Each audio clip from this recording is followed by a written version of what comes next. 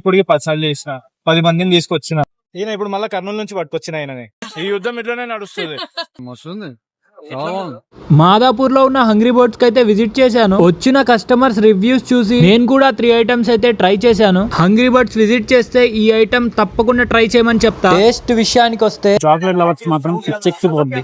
ఇంకా నెక్స్ట్ వచ్చేసి apricot delight. Taste విషయానికి వస్తే చాలా నేచురల్ గా ఉంది. ఇంకా థర్డ్ ఐటమ్, ఈ ఐటమ్ ఏంటో అక్క మాటల్లోనే వినండి. ఇది no bake and no egg cheese cake అనమాట. సో బయట జనరలీ బేక్ దొరుకుతుంది, సో మేము నో బేక్ చేస్తాం. అండ్ ఆల్సో చీజ్ కూడా ఇంట్లోనే ప్రిపేర్ చేస్తాం.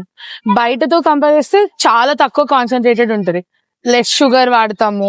అండ్ ఆల్సో చీజ్ ఇంట్లో ప్రిపేర్ చేయడం వల్ల ఇంకొంచెం హెల్దీ ఉంటుంది. Brownie loaded chocolate customer review మీరే వినండి.